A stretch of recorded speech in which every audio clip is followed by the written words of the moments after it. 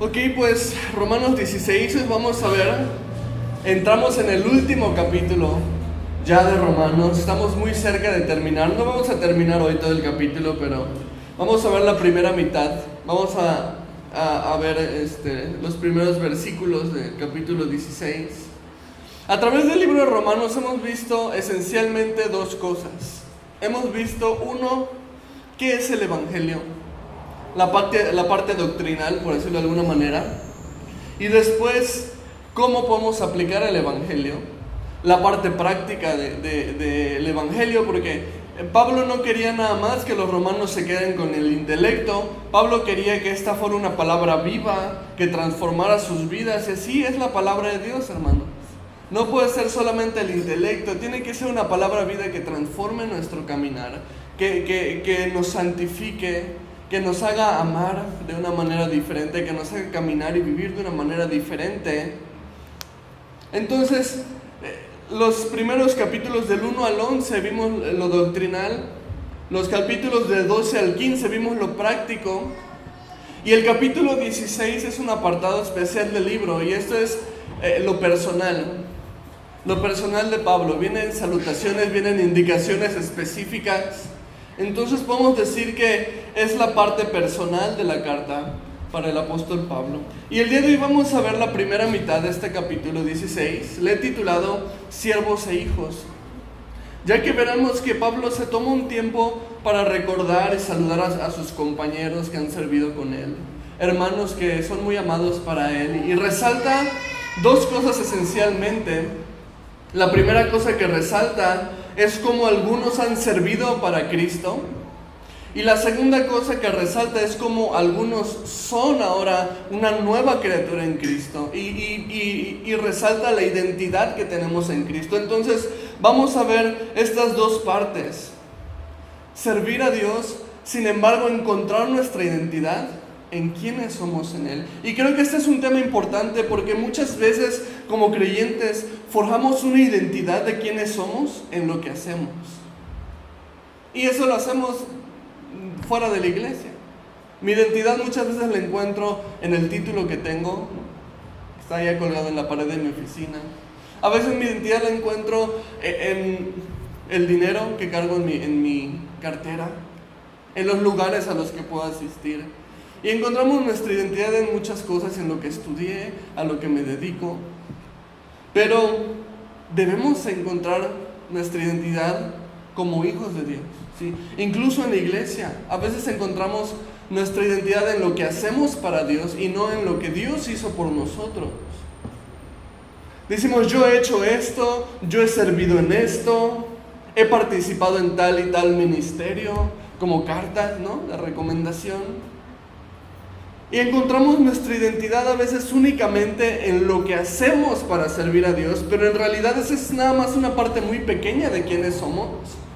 Nuestra identidad se encuentra más bien en lo que Dios hizo por nosotros y en lo que eso significa para nosotros. Así que vamos a ver estas dos partes de la vida de un creyente. Son los dos puntos de la enseñanza de hoy. El punto número 1, vamos a ver lo que es ser siervos, muy importante. Pero aún más importante, el punto número 2, lo que significa ser hijos. Dos aspectos importantes en nuestro caminar en Cristo. Sin embargo, en el segundo es en el que encontramos quiénes somos verdaderamente. Así que vamos a entrar ya en el capítulo 16 de Romanos, si estás ahí. Versículos 1 y 2, vamos a empezar el punto número 1, que es ser siervos. Dice el versículo 1, os recomiendo, además, nuestra hermana Febe, la cual es diaconisa de la iglesia en Cencrea, que la recibáis en el Señor como es digno de los santos y que la ayudéis en cualquier cosa en que necesite de vosotros, porque ella ha ayudado a muchos y a mí mismo. La primera persona de la que Pablo habla en este capítulo 16 es de una hermana que se llama Febe. ¿Quién es Febe? Si tú te acuerdas, en el primer estudio, en el capítulo 1, te expliqué un poco el trasfondo del libro y te dije que Febe es la hermana a la que Pablo le encargó llevar el libro de los romanos, la carta de los romanos. Pablo escribe en Corinto la carta de los romanos y entonces se la pasa a Febe y Febe va hasta Roma para llevar esta carta. Entonces esta es la mujer que Pablo utilizó, por decirlo de alguna manera, como su DHL. Pero es de llamar la atención la manera en la que Pablo se expresa de ella. Primeramente dice, os recomiendo. Y esta frase está dicha en el sentido más literal. Así como tú recomiendas unos tacos que están muy buenos, o como tú recomiendas un doctor que es muy bueno, ve con ese doctor, te lo recomiendo. Así Pablo, esta palabra significa literalmente recomendar. ¿Qué cosa tan rara? Recomendar un hermano. Te recomiendo ese hermano, ¿no? O esa hermana. Y creo que aquí podemos aprender algo muy bueno de Febe. Porque ¿a quién no le gustaría ser un creyente recomendado por Dios? Que Dios diga, te recomiendo a mi hijo Daniel. ¿Sabes que Dios lo hace? En la Biblia vemos que Dios recomienda a sus hijos. El ejemplo más claro lo podemos ver en Job. Job capítulo 1, versículo 8. Jehová dijo a Satanás, fíjate a quién se lo recomendó. Ahí sí no me gustaría que me recomendara él, ¿no? Pues Jehová dijo a Satanás, ¿no has considerado a mi siervo Job, que no hay otro como él en la tierra? Varón perfecto y recto, temeroso de Dios, apartado del mal. Me gusta pensar que cada vez de que hay una prueba en mi vida es porque Dios me ha recomendado como un buen hijo suyo. Y porque Él sabe que voy a poder pasar la prueba a la que me voy a enfrentar. Y es algo bonito de pensar. Quizás tú has estado en una prueba, o a lo mejor estás en una prueba y no comprendes, pero qué hermoso es pensar que quizás Dios ve en ti una fe tan preciosa. Dios ve en ti un hijo tan recomendable como para saber que vas a poder con esta prueba. Y sabes, esto es algo garantizado. 1 Corintios 10:13 dice, no os ha sobrevenido ninguna tentación que no sea humana, pero fiel es Dios, que no os dejará ser tentados más de lo que podéis resistir, sino que dará también juntamente con la tentación la salida para que podáis soportar. Así que vemos que Pablo recomienda a Febe como una buena hermana. Menciona que es diaconisa de la iglesia de Cencrea, o sea que esta hermana es una sierva de la iglesia. Y aquí en el verso 2 dice incluso que la traten bien, que la sirvan, como dice, como es digno de los santos, y le ayuden en cualquier cosa que necesite. Y esto es muy curioso, que Pablo le encarga a la iglesia de Roma que sirvan a esta hermana. ¿Y por qué? Porque esto es algo muy extraño para la época. Los judíos, aún en el siglo I, en el que fue escrita esta carta, no acostumbraban ni a nombrar a las mujeres, ni a tomar en cuenta a las mujeres, mucho menos decirles, sirvan a esta mujer. Entonces, esto que menciona Pablo de Febe es algo muy poco común para su época. Y esta es una parte en la que nos damos cuenta cómo la Biblia es un libro muy revolucionario para su época. Hoy en día hay mujeres que tienen un prejuicio acerca de la Biblia, de que la Biblia es un libro machista, porque dice que el varón se cabecea de la mujer, etc. Dicen, no, la Biblia es un libro machista, escrita por hombres. Pero Pablo mismo dijo en Gálatas 3:28, ya no hay judío ni griego, no hay esclavo ni libre, no hay varón ni mujer, porque todos vosotros sois uno en Cristo Jesús. Y esta es una idea completamente revolucionaria para el siglo I. O sea, que el varón y la mujer sean iguales delante de Dios. La Biblia fue el primer libro que habló de la mujer con un valor exactamente igual al del hombre. Y esto era un pensamiento radical. Sin embargo, en Cristo eso es lo que sucede. Todos somos vistos de igual valor, de igual manera. Bueno, entonces, ¿por qué la Biblia dice, por ejemplo, que el varón se cabecea de la mujer? ¿Por qué dice que la mujer no debe enseñar en la congregación si no es un libro machista? No hay que confundirnos. Una cosa es diferencia de valor y otra cosa es diferencia de roles. La Biblia establece una diferencia de roles entre el varón y la mujer, no una diferencia de valores, porque delante de él ambos son iguales. Pero Dios creó al hombre y la mujer de una manera diferente, completamente distinta. Y los que están casados, sabes perfectamente de qué te hablo. Pero sabes, eso es una bendición porque el hombre puede hacer cosas que la mujer no puede y la mujer puede hacer cosas que el hombre no puede. Y por eso el Señor dice, se unirá a su mujer y serán una sola carne. Porque es el complemento el uno del otro. No se trata de pelearse para ver quién vale más. Se trata de unirse para encontrar el valor único que puede haber en una pareja delante de Dios. Un complemento perfecto delante de Dios. Así que no nos confundamos. No hay una diferencia de valores. Hay un complemento, más bien, entre el varón y la mujer. Versículos 3 y 4 continúa diciendo: saludad a Priscila y a Aquila, mis colaboradores en Cristo Jesús, que expusieron su vida por mí, a los cuales no solo yo doy gracias, sino también todas las iglesias de los gentiles. Me encantan estos dos personajes que menciona aquí Pablo, Priscila y Aquila. Ellos eran un matrimonio, hablando de matrimonio, ellos eran un matrimonio y se convirtieron en grandes compañeros de Pablo. Habían viajado con Pablo predicando el evangelio. Ellos incluso, si tú te acuerdas del personaje Apolos, aparece en Hechos, es mencionado en algunas de las cartas de Pablo, un pastor, un maestro. Priscila y Aquila fueron los que discipularon a Apolos en Corinto. Y ellos eran muy hospitalarios, ellos eran una pareja que establecían iglesia en donde fuera que sea su casa. Tenemos registros de que tuvieron 3 casas diferentes, la primera en Corinto, y ahí estuvo la iglesia de Corinto. La segunda se mudaron a Éfeso, y en Éfeso tuvieron también una iglesia en su casa. Y aquí mismo en el versículo 5, mira cómo empieza, dice: saluda también a la iglesia de su casa. O sea que la iglesia de Roma había una iglesia en la casa de Priscila y Aquila. Entonces vemos que esta pareja era una pareja muy hospitalaria. Podemos aprender de Priscila y Aquila, un matrimonio que tenía un anhelo de servir a Dios. Y sin duda esto es un ejemplo para los matrimonios de hoy en día.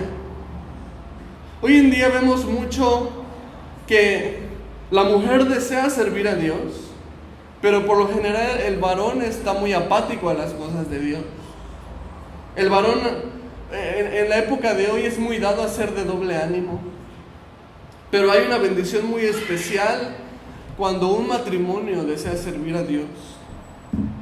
En Josué 24:15 dice: y si mal os parece servir a Jehová, escogeos hoy a quien sirváis, y a los dioses a quienes sirvieron vuestros padres cuando estuvieron al otro lado del río, o a los dioses de los amorreos en cuya tierra habitáis, pero yo y mi casa serviremos a Jehová. Y esta es una decisión tomada por el varón de la casa. Varones, no seamos de doble ánimo. Dios te dio una familia para que la guíes espiritualmente, para que tú seas el sacerdote de tu hogar. Pero muchas veces, porque tú no quieres tomar ese rol en tu familia, muchas veces es la mujer la que trata de tomar ese rol porque necesita ser suplido ese rol, y está fuera del orden de Dios. Y estás provocando, varón, al ser de doble ánimo, estás provocando que tu mujer peque queriendo tomar un rol que no le corresponde, cosa que no sucedería si tú tomaras el tuyo. Así que sirvamos al Señor con nuestro matrimonio. Pero pastor, tú no sabes cómo es mi mujer, no sabes cómo es mi esposo, está bien difícil que podamos servir en la iglesia como matrimonio.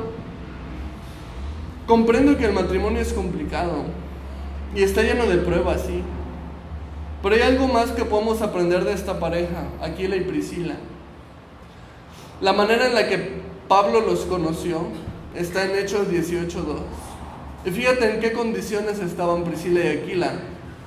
Dice Hechos 18:2: y halló a un judío llamado Aquila, natural de Ponto, recién venido de Italia, con Priscila su mujer, por cuanto Claudio había mandado que todos los judíos saliesen de Roma, fue a ellos. Ellos tuvieron que huir de Italia porque este gobernador hizo que expulsaran a todos los judíos. Empezó una persecución de los judíos en Italia. Y entonces Priscila y Aquila tuvieron que huir. Pablo conoció a este matrimonio en medio de pruebas. Ellos estaban pasando un momento difícil como pareja, como familia. Habían sido desterrados de su tierra. no tenían probablemente bienes materiales, no tenían un hogar donde vivir. O sea, ellos estaban pasando un momento realmente bajo en su vida cuando ellos conocen a Pablo, pero Dios los levantó, los puso como un ejemplo ahora para seguir para todo matrimonio cristiano. Y quiero que te quedes con esto acerca de Priscila y Aquila. No solamente que eran un matrimonio que servían juntos, no solamente que eran muy hospitalarios, sino que Dios los levantó en medio de pruebas. Dios los levantó en medio de tormentas. Dios los levantó en el momento más bajo probablemente de su matrimonio, al no tener ni siquiera dónde vivir. El matrimonio es difícil y tiene momentos bajos, pero cuando un matrimonio se rinde a Cristo y se pone al servicio de Dios, va a ser restaurado, va a ser usado grandemente, va a ser puesto como un ejemplo para otros matrimonios. Y creo que este es el ejemplo más valioso que podemos tomar de Aquila y Priscila. Verso 5 continúa diciendo: saludad también a la iglesia de su casa, saludad a Epeneto, amado mío, que es el primer fruto de Acaya para Cristo. Entonces vemos a este Epeneto, no sabemos realmente quién es, tiene un nombre muy chistoso. Sin embargo, sabemos que fue el primer convertido de Pablo en Acaya, o sea, en Corinto. Probablemente también fue discipulado por Aquila y Priscila. Versículo 6: saludad a María, la cual ha trabajado mucho entre vosotros. Si tú te fijas, esta María no podemos saber quién es. En los evangelios tenemos muchas Marías, ¿no? Se nos hablan de muchas, y de hecho María era un nombre muy común para los judíos. Entonces, no sabemos cuál de todas las Marías es esta María, o a lo mejor es una completamente diferente. Pero si tú te fijas, el verbo trabajar, ¿en qué está conjugado? En pasado. Se ha trabajado mucho entre vosotros, y lo que nos da a entender acerca de esta mujer es que es una mujer mayor, que ya no está en su capacidad de seguir trabajando en la manera en la que había estado trabajando anteriormente para el evangelio. O sea, era una anciana de la iglesia. Y en cuanto a esto, solamente quiero decir y animar para las mujeres mayores que quizás piensen que ya no están en edad para servir a Dios o para hacer muchísimas cosas.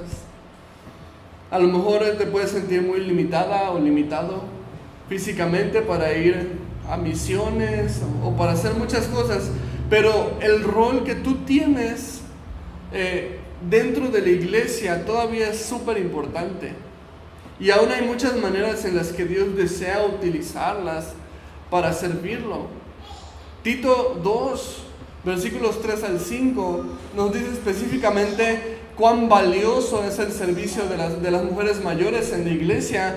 Dice: las ancianas asimismo, primero dice, sean reverentes en su porte, no calumniadoras, sean chismosas, no esclavas del vino, maestras del bien. Pero aquí nos viene este rol, dice que enseñen a las mujeres jóvenes a amar a sus maridos y a sus hijos y a ser prudentes, castas, cuidadosas de su casa, buenas, sujetas a sus maridos, para que la palabra de Dios no sea blasfemada. Entonces, la sabiduría de las mujeres mayores es algo invaluable dentro de la iglesia. Lo necesitamos guía, necesitamos su sabiduría para enseñar también a las mujeres más jóvenes, pasar esta sabiduría. Hoy en día, las mujeres jóvenes, y bueno, en general los jóvenes, no solamente mujeres, también varones, realmente no quieren escuchar el consejo de mayores. Creen que ya pasaron de moda, creen que ya están obsoletos, que ya no entienden cómo se vive hoy, son anticuados. Pero escuchen, joven cristiana, joven cristiano, entiende esto. La Biblia dice que tu rol es aprender de los mayores. Específicamente aquí, joven cristiana, la Biblia dice que tu rol es aprender de las mujeres mayores. Y si tú no estás dispuesta a aprender de ellas como un modelo para tu vida, entonces estás siendo rebelde. No a tu mamá, no a tu abuelita, no a las ancianas de la iglesia, sino a Dios. Y estás ignorando lo que Dios desea enseñarte para tu vida. podemos aprender esto de María. Versículo 7 continúa: saludad a Andrónico, a Junias, mis parientes y mis compañeros de prisiones, los cuales son muy estimados entre los apóstoles, y que también fueron antes de mí en Cristo. Se cree que estos dos, Andrónico y Junias, también eran otro matrimonio que servía con Pablo. Y hay dos cosas muy interesantes que se menciona acerca de este matrimonio. Primero dice que son compañeros de prisiones de Pablo.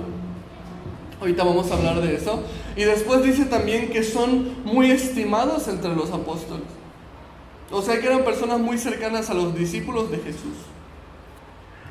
Creo que algo muy importante que podemos aprender de este matrimonio es que ser parte del liderazgo no significa que no te vas a ensuciar las manos. Tenemos por un lado compañeros de prisiones, o sea, en la cárcel estuvieron, pero al mismo tiempo tenemos que estaban entre el grupo de los apóstoles. El ministerio en el ministerio no debe existir el trabajo glamuroso, ¿ok? Muchas iglesias se forman estas ideas como corporativas, como de escalerita de McDonald's, que entras como cajero y después pasas a no sé qué, y después eres supervisor y entonces tienes más privilegios. Y entonces vemos este modelo corporativo en la iglesia. Empiezas siendo un asistente, después te haces un miembro, después te haces un no sé qué, llegas a tal grado y entonces es un rol de privilegios, es un rol de comodidades. Y este no es el modelo de la iglesia de Jesús. Aquí todos somos siervos. Si puedo pararme atrás de un púlpito para enseñar, puedo pararme atrás de una escoba también para barrer. Si alguien puede agarrar un instrumento musical, también puede agarrar un trapeador. Si alguien puede agarrar o saber utilizar una computadora, también puede saber lavar un baño. O sea, no hay una escalera de comodidades aquí. No hay una escalera de privilegios. Y si alguien llega a la iglesia buscando estos privilegios o comodidades, buscando subir en la escalerita, te tengo una mala noticia. No existe. No la hay. Y te va a tocar lavar el baño también. ¿Y de dónde sacamos este pensamiento? De Jesús. Jesús fue quien vino a lavar los pies de sus discípulos, dejó el trono para hincarse y lavar pies cochinos. Jesús fue quien dijo que no vino a ser servido, sino vino a servir y a dar su vida. Jesús fue el que nos dijo que el que quiere ser el mayor en el reino debe hacerse el menor. Ese es el modelo de liderazgo que enseñó el Señor. Y buscamos para nuestra iglesia. Así que vemos un hermoso ejemplo en este matrimonio, Andrónico y Junias, compañeros de prisiones, estimados entre los apóstoles. O sea, sí, entre el grupo fifí, ¿no? Como diría nuestro presi, pero sí también en prisiones, pero sí también en cárceles, pero sí también en trabajo de campo. Ahora, hasta aquí hemos visto distintas maneras en las que estas personas han servido a Dios. Pero a continuación, como te decía al principio, una cosa es lo que tú sirves a Dios, pero otra cosa diferente es quién eres tú en Dios. Tu identidad como creyente no está en lo que tú puedas hacer por Dios, porque la realidad es que Dios no te necesita. Tú necesitas a Dios. Y tu identidad no está en lo que hagas o en lo que sirvas o en la experiencia que tengas en el ministerio. Tu identidad está en lo que Jesús hizo por ti y en lo que eso te hizo a ti. Así que vamos a pasar al siguiente punto en que a continuación Pablo deja de mencionar lo que personas han hecho para servir a Dios y empieza a mencionar lo que somos como hijos de Dios. Así que es el punto número 2, ser hijos. Y retomamos versículo 8. Dice: saludad a Amplias, amado mío en el Señor.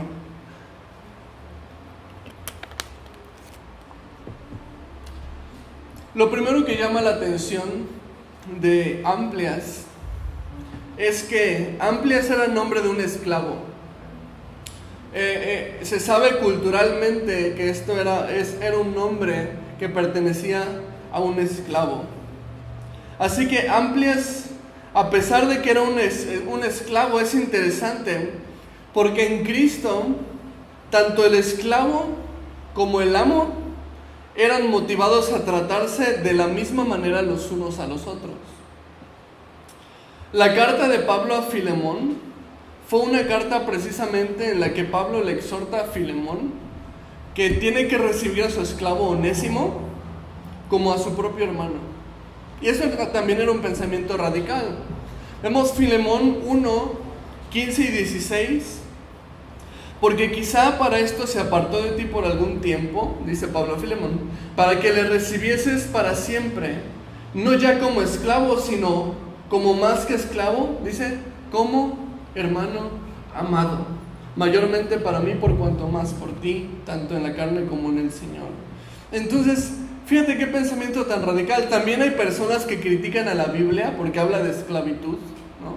Entonces, ¿cómo es posible que Dios permitiera ser esclavos? Ok, pero también la Biblia fue el primer libro que puso al esclavo y al amo al mismo nivel.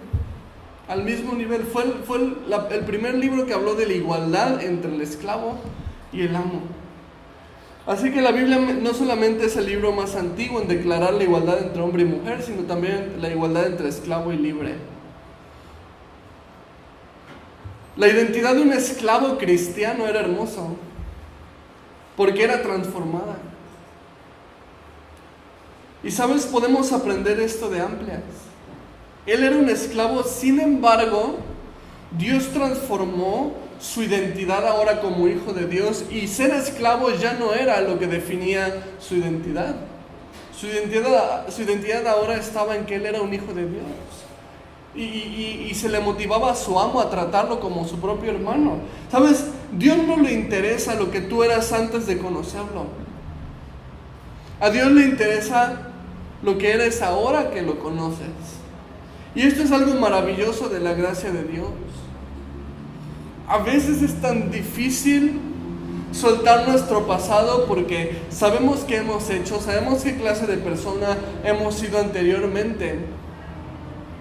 A veces cuento el testimonio de un día que evangelizando en la calle me topé con un joven muy peculiar que se veía con mucha prisa, y lo paré para evangelizarlo y le dije: Cristo te ama, y empecé a hacerle preguntas, ¿no? Ya sabes, el típico clase de evangelismo. ¿Alguna vez has robado? No, nunca he robado. No, pero un chicle. Le pediste un lápiz a alguien y no se lo devolviste, ¿no?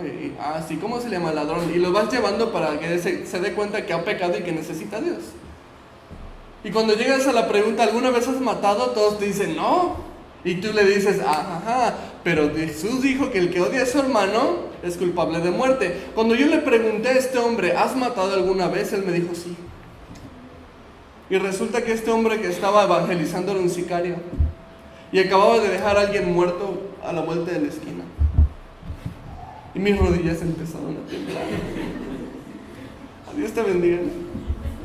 Pero el Señor me dijo, no lo sueltes. Y lo seguí evangelizando.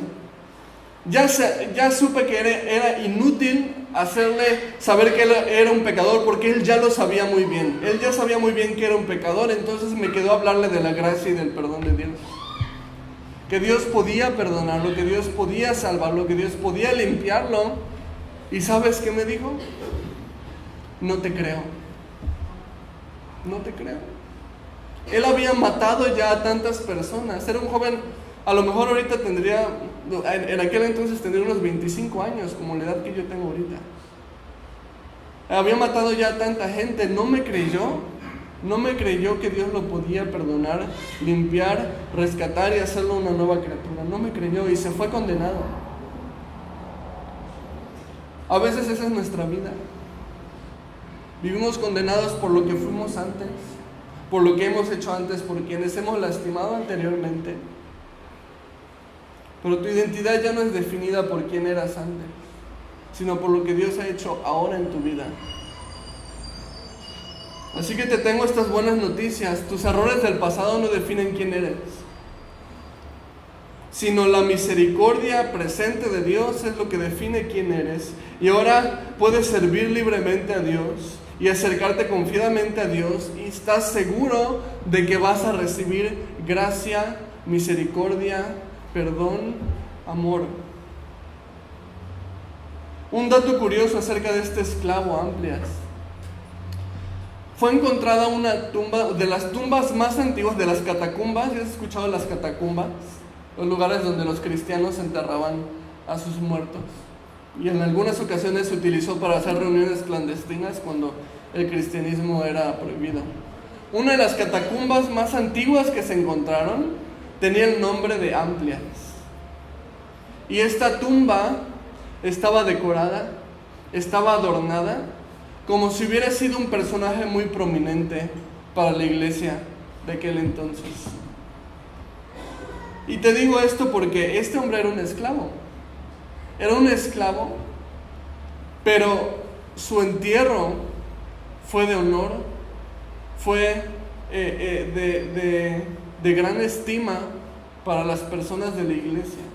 Y eso es lo que Dios puede hacer en la vida de una persona que se rinde a Dios. Versículo 9. Saludad a Urbano, nuestro colaborador en Cristo Jesús, y a Estaquis, amado mío. Estos dos varones son nombrados como amados para Pablo. No conocemos mayor trasfondo de estos hombres, ni quiénes eran, ni de dónde, ni nada. Solo sabemos que eran importantes para Pablo y que eran amados. Y sabes, nosotros no necesitamos mayor identidad que esta, que saber que somos amados por Dios. Y si tú has puesto tu fe en Jesucristo, ¿haz esto parte de tu identidad? Eres amado por Dios. Dios te ama de una manera tan increíble que Él envió a su Hijo Jesucristo a morir por ti en una cruz, para salvarte de la muerte. Dios te amó tanto que prefirió morir Él mismo antes de verte a ti muriendo. Eso es relevante. Esa es la parte más relevante de nuestra identidad como hijos de Dios, que somos amados. Nunca lo olvides. Y a lo mejor alguien aquí necesita escuchar esto. Dios te ama de una manera increíble y está contigo. Versículo 10. Saludad a Apeles, aprobado en Cristo. Saludad a los de la casa de Aristóbulo.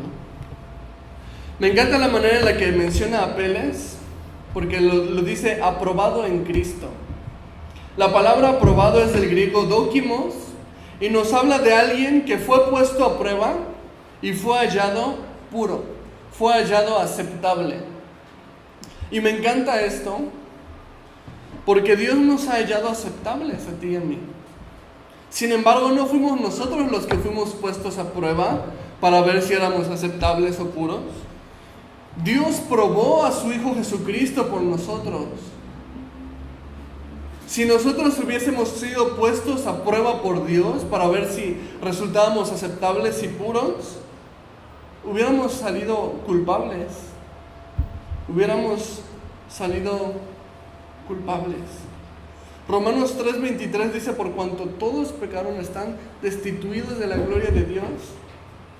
Y aquí nos dice una verdad: todos estamos destituidos de la gloria de Dios. Fuimos puestos a prueba y el veredicto fue que éramos culpables. Romanos 6:23: la paga del pecado es muerte. Por eso Dios dijo: esto no funciona. No funciona ponerlos a ellos a prueba porque son culpables. Entonces envió a su Hijo Jesucristo y lo puso a prueba. ¿Y sabes qué fue el resultado de la prueba de Jesucristo? Inocente, limpio, perfecto, sin pecado, ni mancha, ni cosa semejante, sino perfecto. Y entonces, puesto a prueba y siendo aceptable, murió en una cruz por ti y por mí, cargando tus pecados y mis pecados, para que nosotros podamos ser hallados delante de Dios aceptables y puros. Entonces Él nos revistió de su justicia y Él se revistió de nuestro pecado.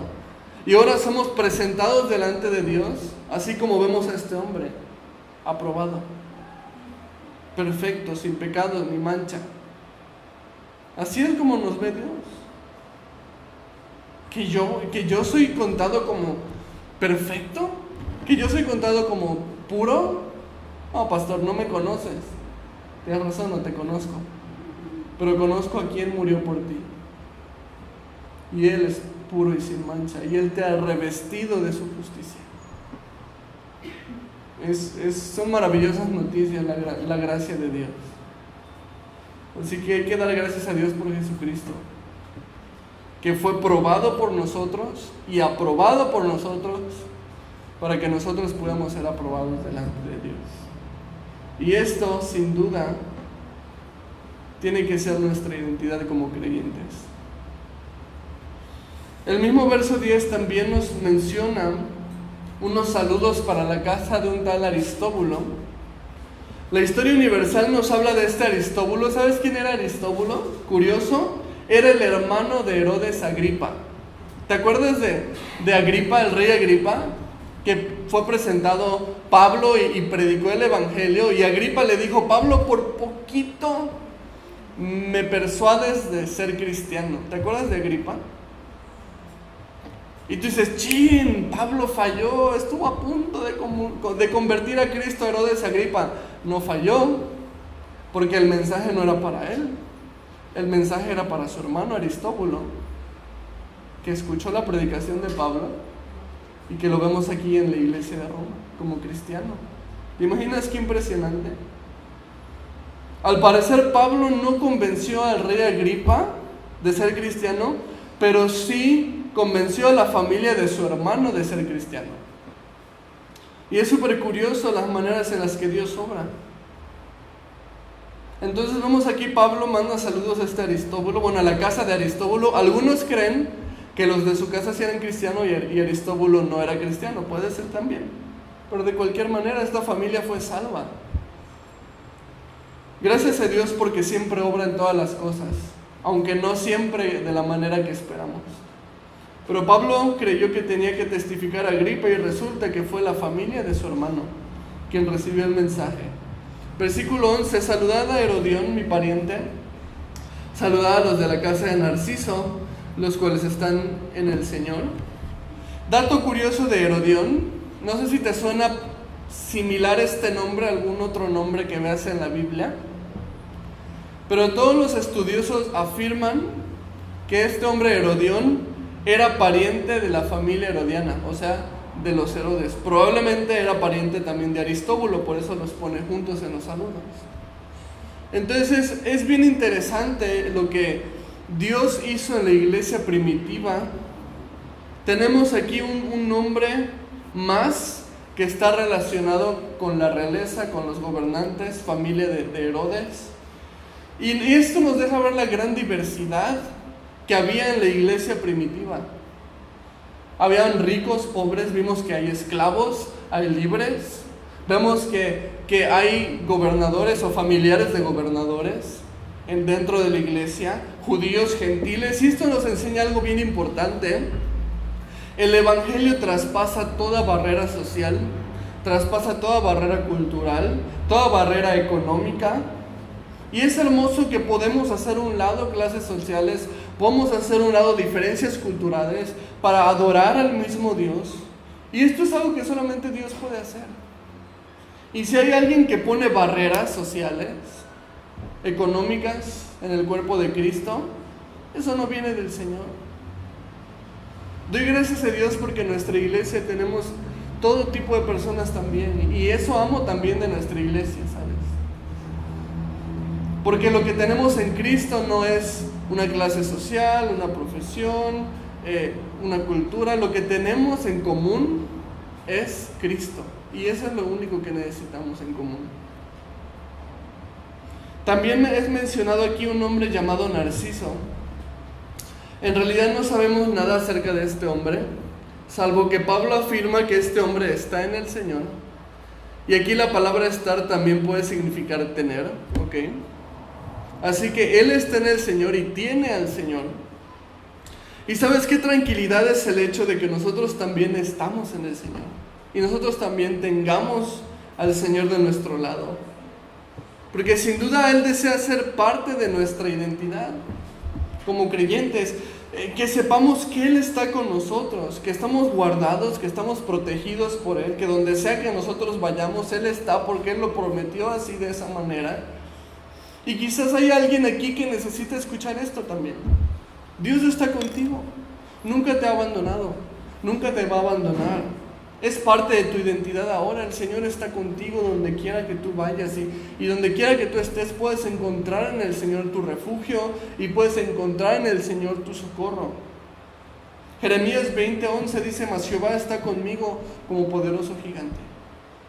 Así que no sabemos nada de Narciso más que él está en el Señor, que él tiene al Señor de su lado, y eso es todo lo que yo necesito saber.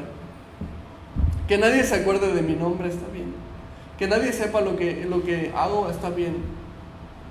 Pero yo sé que tengo al Señor. Y esta es mi identidad. Que estoy en el Señor y tengo al Señor de mi lado. No necesito más. Verso 12. Saludad a Trifena y Trifosa, las cuales trabajan en el Señor. Saludad a la amada Pérsida, la cual ha trabajado mucho en el Señor. Una vez más, Pablo mencionando 3 mujeres como amadas, como trabajadoras. Verso 13, saludad a Rufo, escogido en el Señor, y a su madre y mía. Ahora, Rufo también es un personaje bien interesante. ¿Te acuerdas cuando Jesús iba a ser crucificado? Le dijeron que tenía que cargar su cruz hasta el monte del Calvario. Y entonces iba cargando su cruz el Señor para ser crucificado, subiendo el monte del Calvario. Y entonces los soldados romanos le dijeron a alguien: oye, tú vente y ayúdalo, ¿te acuerdas? Marcos 15:21 nos relata esta parte. Y dice: y obligaron a uno que pasaba, Simón de Cirene. ¿Padre de quién? De Alejandro y Rufo, que venía del campo, que le llevase la cruz. O sea que este Rufo que vemos aquí era hijo del hombre que ayudó a Jesús a llevar su cruz hacia el Calvario, hacia ser crucificado. No sabemos cómo fue, pero seguramente este Simón de Cirene, al haber estado hombro a hombro con Jesús, cargando la misma cruz que Jesús, ayudando al Mesías, ayudando al Rey de Reyes a llevar su cruz al Calvario, tuvo que impactar su vida. ¿Te lo imaginas? Tener la oportunidad de ayudar al Señor Jesús a que suba su cruz. ¡Qué increíble! Seguro que impactó su vida de alguna manera. Y vemos aquí, no lo vemos a él, pero sí vemos a su hijo y a su esposa que están en el Señor, que se volvieron cristianos.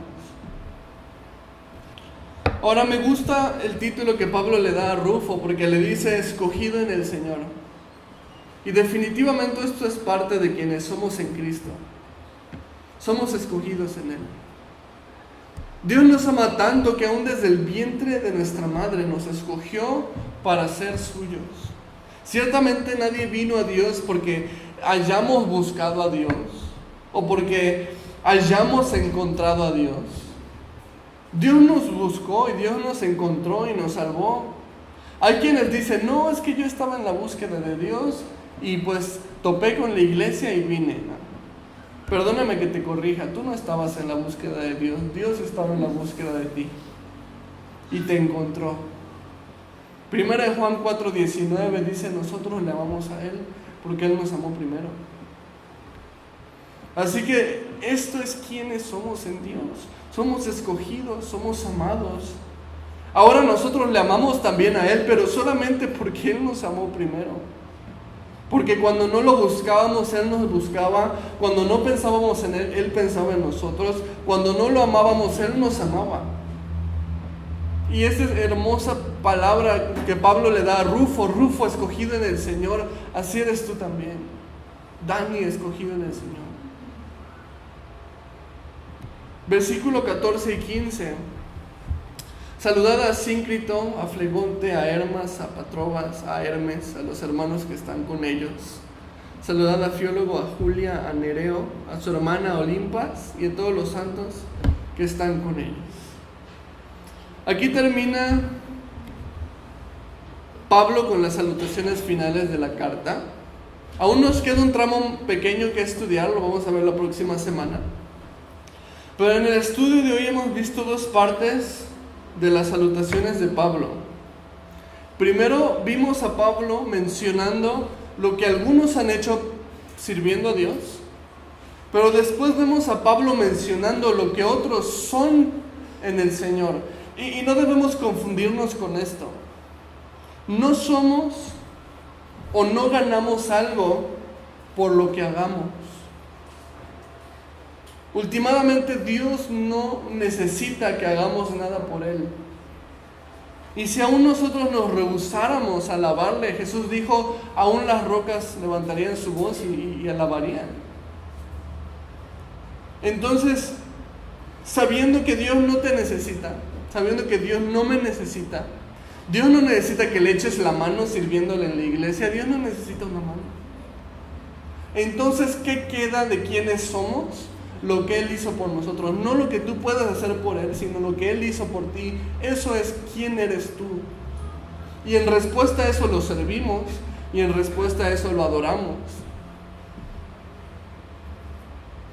Pero nuestra identidad no está en lo que hacemos, sino en lo que Él ha hecho.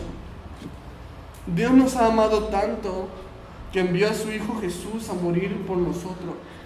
Dice la palabra, el justo por los injustos. Y al morir Él por nosotros, llevó nuestros pecados, pagó por ellos. Dice la palabra que ya no somos más hijos de ira, sino somos adoptados como hijos de Dios. Dice Pablo, ya no tienen el espíritu de esclavitud para andar en temor, tienen el espíritu de adopción para clamar Abba Padre. Ya no somos rechazados, somos aceptados. Ya no estamos lejos, estamos cerca. Somos escogidos para estar cerca de Él. Tu identidad no se trata de lo que hagas o lo que puedas hacer, se trata de lo que Él ya hizo por ti y en lo que eso significa. Y cuán importante es que reconozcamos esto. No vaya a ser que queramos pararnos delante de Dios por nuestras propias obras, olvidándonos de que la única obra que cuenta delante de Dios es la obra que hizo su Hijo Jesús para salvarnos a nosotros. Y nuestra fe puesta en la obra de Jesús. No nos olvidemos de esto.